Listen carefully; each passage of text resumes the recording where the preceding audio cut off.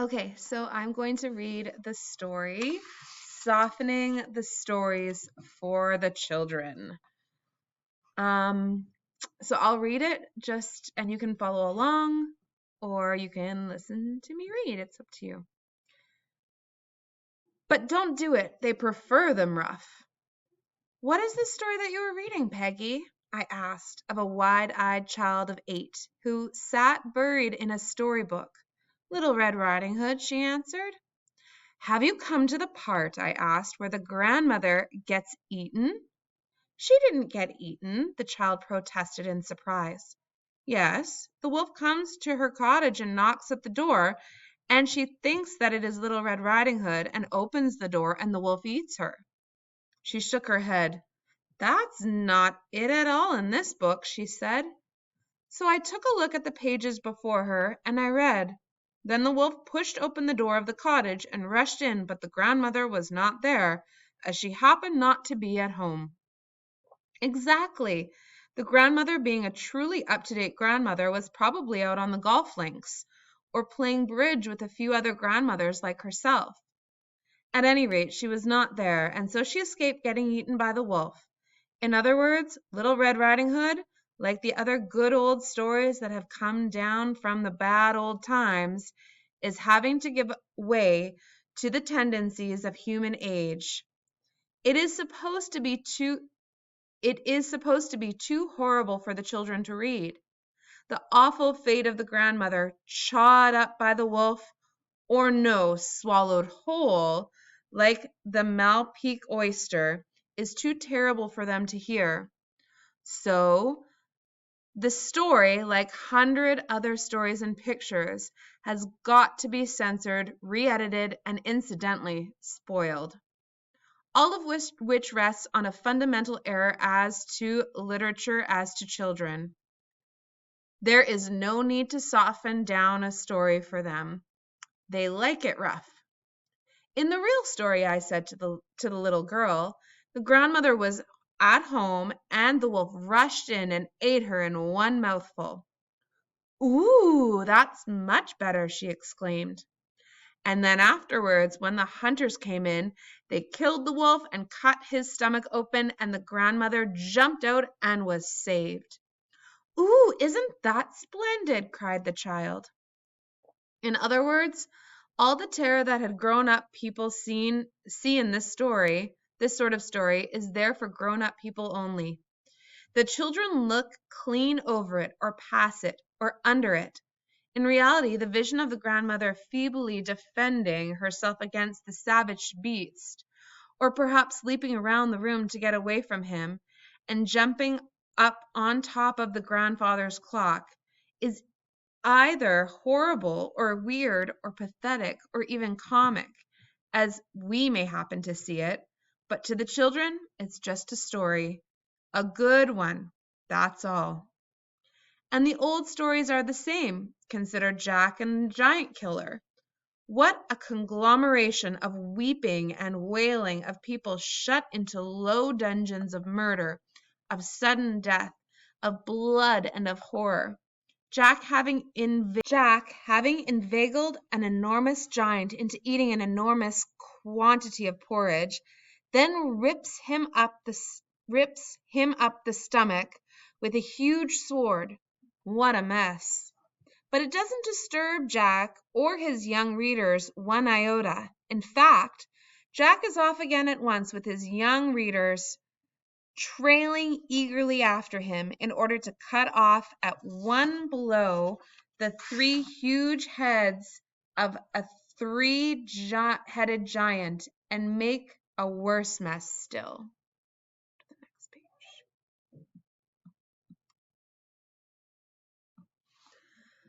From the fairy stories and the giant stories, the children presently pass on, quite unscathed as I see it, to the higher range of the blood and thunder stories of the pirates and the battles. Here again, the reality for the grown-up mind can see it is terrible and gruesome, but never so for the boys and girls who see it only the pleasant adventure and bright diversity. Take, for instance, This familiar scene as it appears and reappears in the history of Jack Daredevil, or Ned Fear Nothing, or any of those noble boys who go to sea in books at the age of 14 and retire as admirals at 22. The fire from both ships was now becoming warm. A round shot tearing across the deck swept off 4 of our fellows. "Ha, ha!" said Jack as he turned towards Ned on the quarter-deck. "This bird's fair to become lively." It certainly did.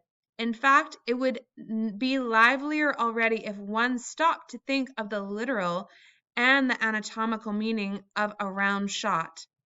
25 pounds of red-hot iron tearing through the vitals of 4 men. But the boy reader never gets it this way.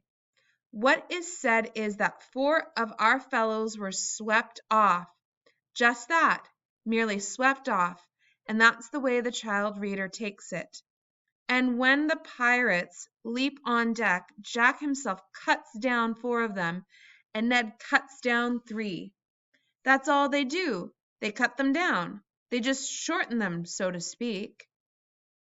Very similar in scope and method was the good old half-dime novel, written of the days of the prairie and the mountain trail, and the feathered Indian and the leathered scout.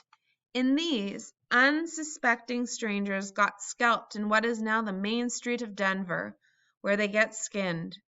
These stories used to open with rush and kept in rapid oscillation all the time.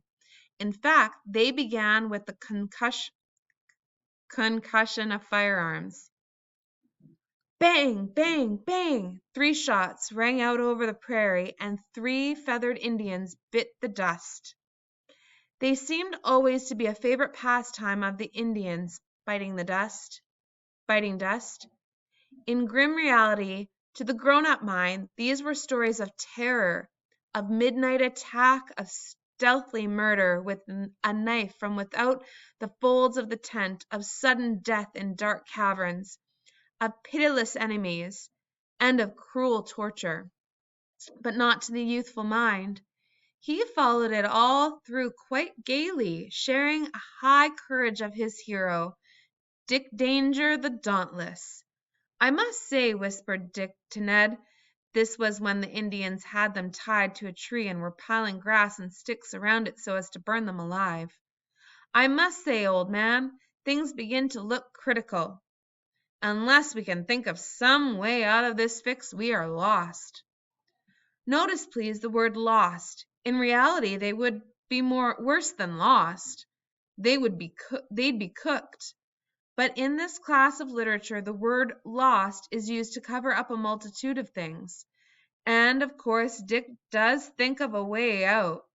It occurs to him that by moving his hands, he can slip off the thongs that bind him, set Ned free, leap from the tree to the back of 2 horses, and then by jumping over the edge of a chasm into the forest 1,000 feet below, they can find themselves in what is called comparative safety.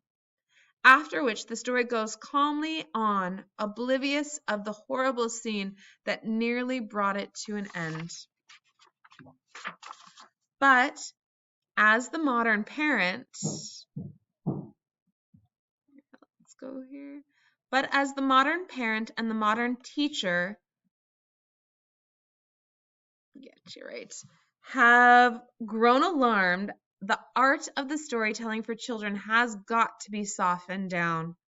There must be no more horror and blood and violent death. Away with the giants and the ogres.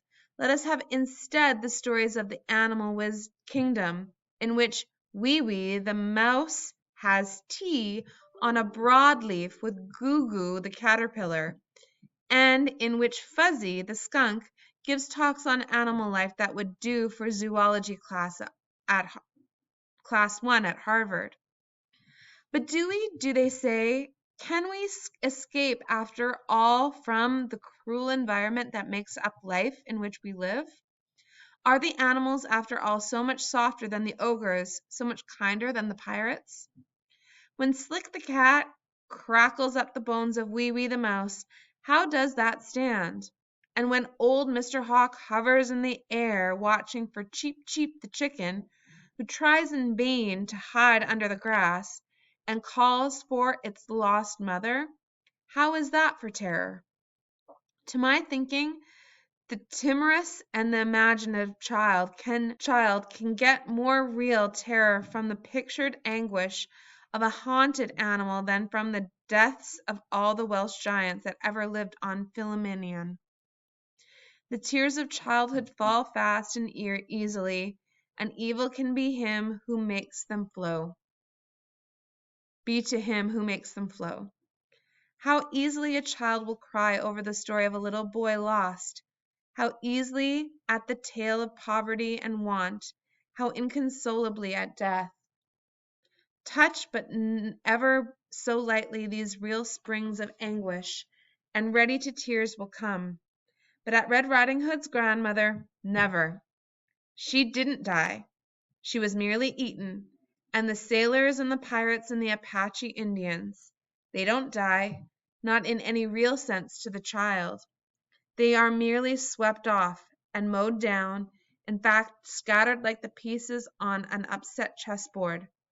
The moral of all which is, don't worry about the apparent terror and bloodshed in the children's books, the real children's books. There is none there. It only represents the way in which little children from generation to generation learn in ways as painless as can be followed the stern environment of life and death.